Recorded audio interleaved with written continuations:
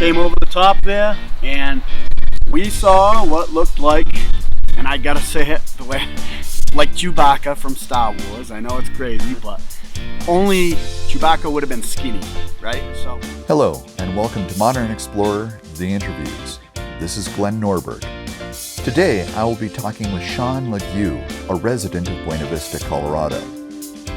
In August of 2010, Shawn and his brother were exploring for garnets on a ridge overlooking the Arkansas River.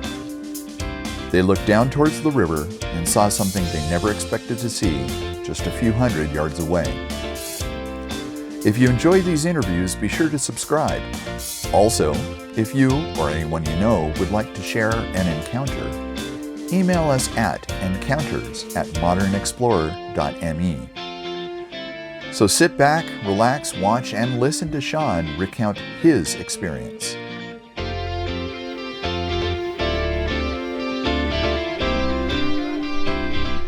Well, my name is Shawn LaGue.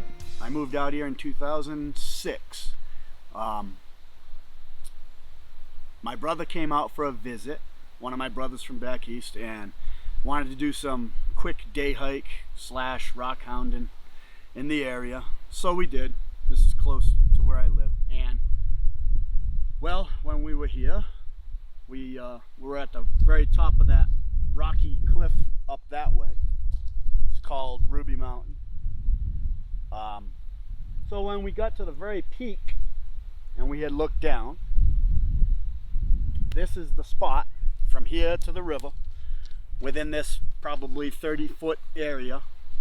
So down here near the Arkansas River, we saw what looked like Chewbacca from Star Wars. But only Chewbacca would have been thinner. It was more stout, big broad shoulders. Couldn't make out features from that distance, but it certainly appeared to be more flat-faced and just big at the shoulders. It was standing right here at the bottom of the sandy old creek. And like I say, I mean, when we came over the rocks at the top, it seemed like we looked around, and I noticed it right away because it was so big and brown right here, and it seemed to be looking right at us. I don't know if it could hear us talking, whatever it was, but we all kind of just looked at each other, and it was standing perfectly still like this, and it seemed to notice us, and it literally took 2 big steps back without moving its arms. Let's go on down where you thought it was here. Yeah, it was more like over here.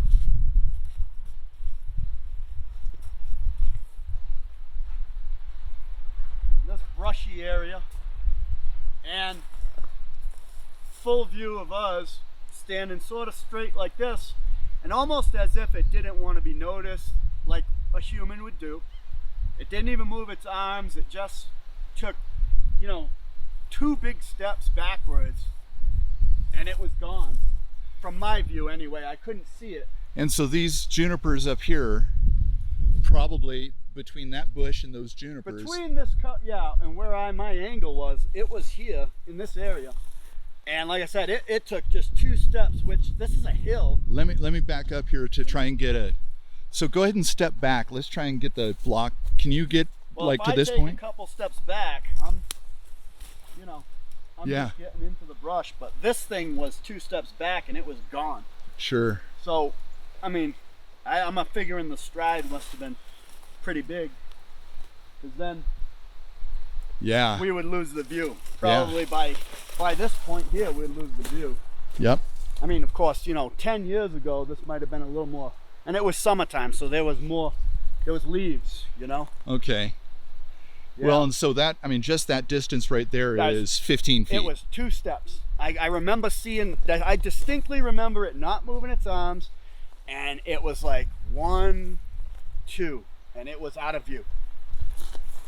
That's crazy. It was, and it seemed to me at the time to be a lot closer, but I'm figuring now it was just a lot bigger. Looking at this juniper, and you're standing behind this scrub, this whatever this is, Yeah. I don't know what that is. But you're standing behind that. You're, how tall are you? About 5'9", 5'10", something like that. If you had to take a guess, how much bigger than you is this thing? Well, I could still see its head. Okay. When I stepped back, you know, and this was green and everything, but I could see the head of it, and that was it. And then I couldn't see it anymore. So I'm assuming it got behind this at some point. Yeah.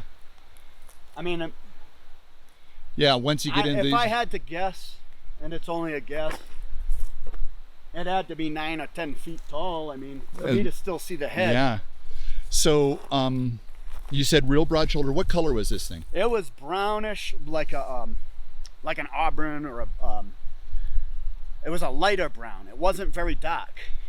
And one thing I do remember too is the sun was on that side of the valley because it was later afternoon, so the sunlight was coming this way. And when it was down like here, before it stepped back, I remember seeing the sunlight, you know, like shining off of hanging hair, you know.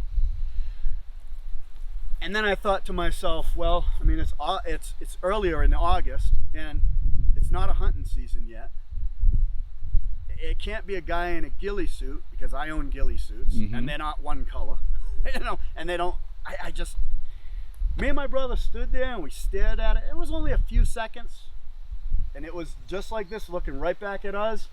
Maybe 5 total seconds. Stepped back and it was gone. Wow. It was, yeah.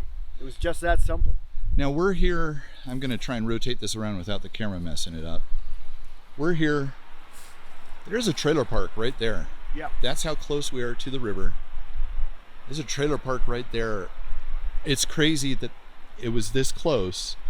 What time of the day do you it was the later afternoon, probably about 4. About 4 in the afternoon.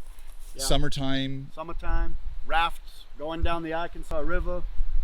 I mean, I didn't see any at that particular moment, but that's what surprised me is, like I've told you, I hunt the more extreme side of the valley, you know, the bigger mountains. And if I was to see something like that, I would have expected it in the deep, darker, bigger wilderness, you know, not right here near things, people. Now, you know? yeah. Strange. Now, it was standing the whole time you saw it, except for back. It was, was it Never squatted? crouched, never squatted. It was standing as if, and it was looking right at us. You know, wow. It must have heard the echo of us talking, something. And we, like I said, that's a good 300 feet up where we were. So, wow. You know, we were kind of stunned. We weren't afraid of it or anything because, I mean, look where we were. Yeah. There was no way to get to us or vice versa. And we just stood there kind of in amazement, like, are we really seeing what we're seeing, you know? Yeah. So, and so the nearest town here, you said Buena Vista's just up the way. Yeah, a few miles that way. We're in Nathrop right now. Okay. And so Salaida's south of us about, what, 10 miles or so? Yeah. Yeah, probably about 10 miles. And the Arkansas River coming down out of Leadville. Yeah. So, I mean, we were right at the very, very top, but of course we had hiked in the other direction, which is a longer hike and a lot of climbing. And so it's a really good vantage point right down to that spot. Yeah, that's what, about 300 feet high-ish? Yeah, that's what I guessed, about 300. Yeah, at least 300 feet. Yeah, it's hard to gauge distances like that. And it was, you know, like I said, at the time I said, well, that thing, you know, from where we are, if you were at the bottom, I was figuring, it's only 100 yards away. You know, you can see it pretty good. But now looking at it, it's more like probably, that's probably 150 yards away, maybe. Yeah. So I was off a little, but it was so big it seemed closer, maybe. Yeah. Yeah, because that place we were at is quite a distance from here. It'd be really interesting to laser range find that and see what that is. Yeah. Before this happened, before you saw this, was Sasquatch on your radar at all? No. I didn't, like I say, I mean, I didn't disbelieve in it, but I didn't really believe in it either. I mean, you know, it's all folklore and tall tales, and you wonder how true it is, but you had the Native Americans talking about stuff like that. you gotta kind of say, well, maybe there's something to it, but I never took it seriously. And I've been hunting and in the woods my whole life. I've never seen anything like it. So it was more of a passing thought. Sure. Now, what'd your brother think about this whole strangeness? Well, when we saw what we saw, I instantly turned right to him and I tapped him on the arm and I was like, hey, look at that. It's a Bigfoot. Like, I didn't even have any doubt. And it wasn't a bear. That's a Bigfoot. It's not a bear. No, not a bear. I've seen plenty of bears. And my brother just looked and he was like, yeah, it looks like a Bigfoot. And he never said another word. That was it. You know, we haven't really even talked about it. Oh, that's interesting. Yeah, it's like he doesn't, I don't know, he doesn't really want much to do with it, that's for sure. Sure. He's a little more shocked than me, I guess. That's crazy. But yeah, as you can see, this territory gets, and then we're on this side of this hill, but depends where you want to go and how deep in. I'm happy to go. I mean, I got some time. I got some time. I didn't bring any water, but I got some time. Panoramic shot of this. It's like, oh yeah. So here we are. Yeah. That's the campground. The river's down below that roll. You can see it down there. But this is Brown's Canyon up behind us here. Super rugged. A lot of these, I don't know which kind of pine trees these are. Pinions? I don't know. There's a lot of pinion up in here. I don't think these are pinions per se. Yeah, I don't know. I'm not good at that, but you can see just how rugged this is back here. Anything, you could hide 10 feet away from somebody and nobody would ever know you're here. So, oh, back to this guy here. Did he have make any noise? Hear any? No, there was no noises. It was actually very eerily calm. It wasn't even a breeze like today. It was just very still. And that day, you know, I don't even remember seeing rafters going by. There was nobody. It was only like me and my brother were the only ones up there. It was just happened to be one of them afternoons, I guess, where we just happened to be a couple guys out. It was very quiet. So that's the ridge you're on. Yeah, we were right at the very top. Right at the tip there. Yep. South facing. Trip. Yeah. And there are trails all through here. Yep. You can see there's a trail right down there. Yep. And well, and we did have that one runner go right by us. Yeah.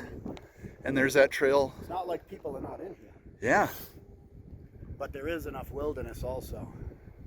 Absolutely. So I don't know. It'd be interesting to find how many acres that is. Yeah. A lot. Okay, so here we are. We're walking down from our vantage point up there. And Shawn, you're a rock hound. Well, no, I'm not. Well, yeah, not a pro or anything, but you like stuff. And you're up there looking for garnet. Yeah. And as we're walking down the trail, coming through here, we came across this. Shawn started ignoring me because he got attracted to this. Yeah.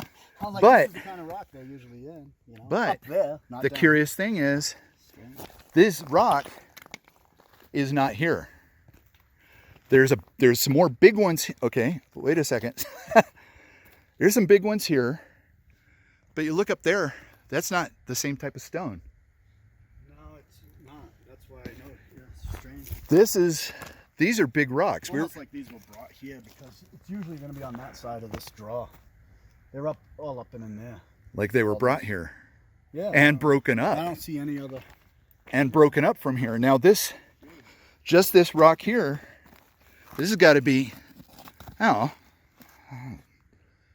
know, 25, 30 pounds maybe? Maybe.